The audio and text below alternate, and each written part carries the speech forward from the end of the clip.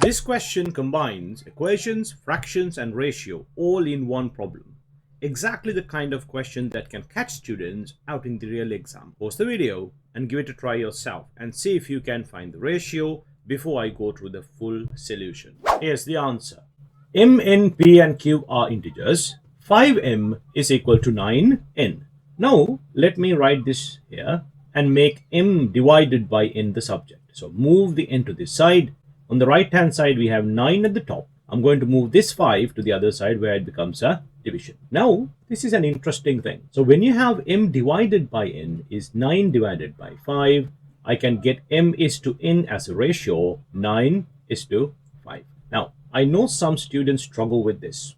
They don't understand how m over n is 9 over 5. How does the ratio thing work? Now, when this happens, usually I give them a very simple example. And this usually fixes the problem. So I'm just going to quickly do that. Now, let's say there are two people. Let's say the names are Jane and David. Now, Jane has 500 pounds and David has 800 pounds. Now, I can write the amount that Jane has, actually, let's just call it J, divided by the amount David has is 500 divided by 800. Now, that's okay because Jane 500, David 800.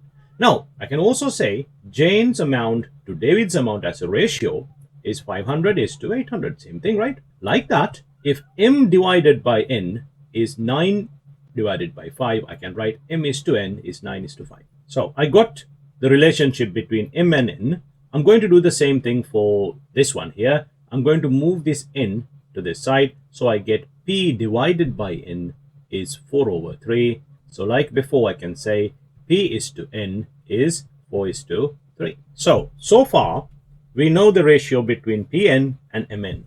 And m kiv is already given here. So I'm just going to write it in the same way. M is to kiv is 7 is to 11. Now, we need to find a way to combine these things. Now, let's look at these two. I have m here and I've got m here. But the problem is I have 9 and 7. Well, I can kind of bring them to the same number. So the LCM will be 63. So to get them to the same number, what I need to do is I need to multiply both of these by 7. So I get 63 is to 35 and multiply both of these by 9. Now remember, these are ratios. So you have to always multiply both numbers. So 63 is to 99.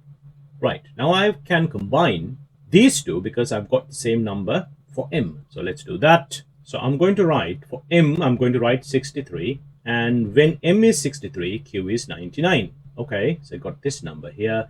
And also, looking at this one, when m is 63, n is 35. So I've got all the numbers except for p.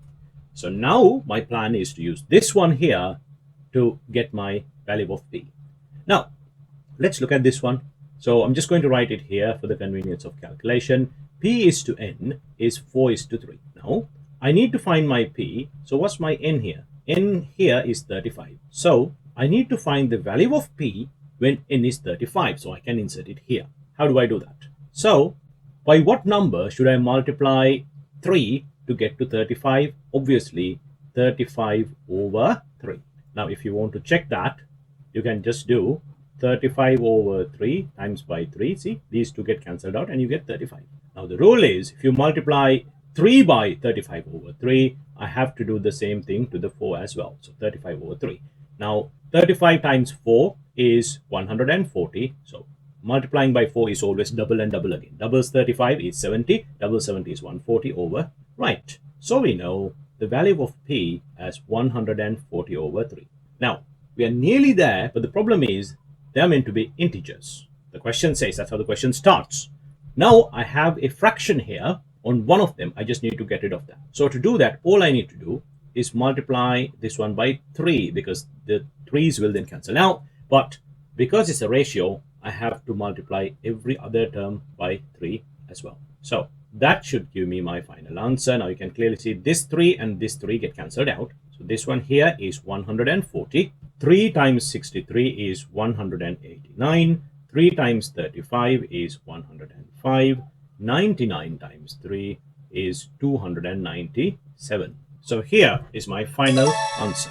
If this question helped you, watch the full GCSE Maths Exam Sprint series. Real exam questions every time.